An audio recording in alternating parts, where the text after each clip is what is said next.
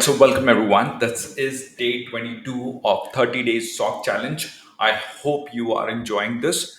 But in case you haven't joined it yet, so I have mentioned the link in the description below. Let's get started quickly. But wait, before we go ahead, make sure you subscribe the channel, okay? Let's get started, guys. The day 22 is about phishing analysis.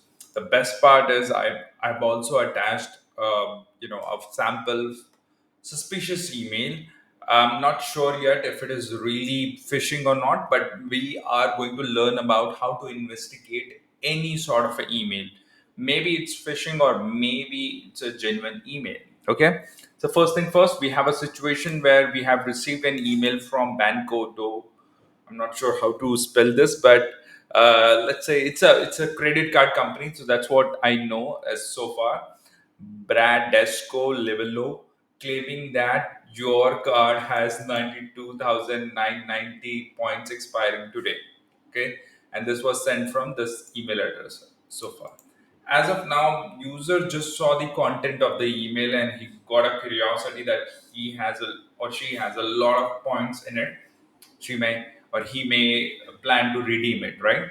So that's the first instinct, but some of the user may report it to the security teams asking to review it. That's where you come into the picture. Okay, this is the email address. You get the email from the user, and your task starts now. Okay, what's the full name or full email address of the sender? You already know it, and there are a few more questions, but to get the idea, we'll first download the sample email. So click on the sample email, and we'll have to you can either copy the content of the email by click on the copy raw file, and then come back and click on EML analyzer, or there's one more tool called MX Toolbox email header analysis. Okay, let's use this this analyzer.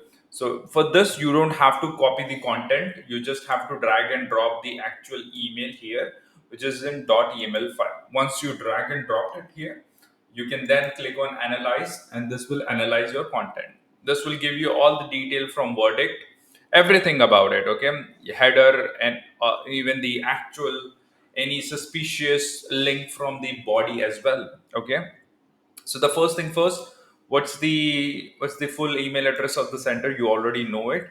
What domain is used to send this email address? Yeah, this is the one, 810 8ndmendo.com.br, of course, from Brazil.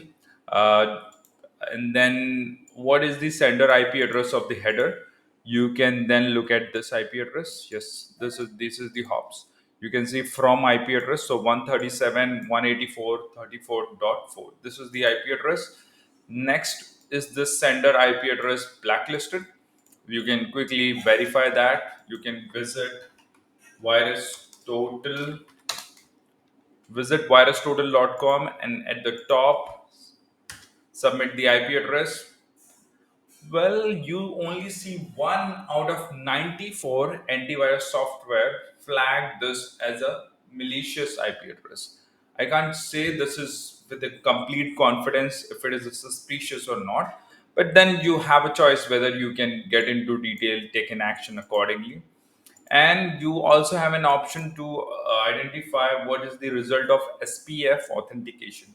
Well, SPF is a sender policy framework. This is used to avoid any spam in your mailbox. Okay, that's the major purpose. It's to authenticate the sender mail exchange server IP address. Okay, if this fails, usually you don't see the email in your mailbox. You probably see in the junk mail. In the corporate network, you will see that those email get quarantined automatically. Okay, so now that's done, you can see the SPF record, which is failure mostly.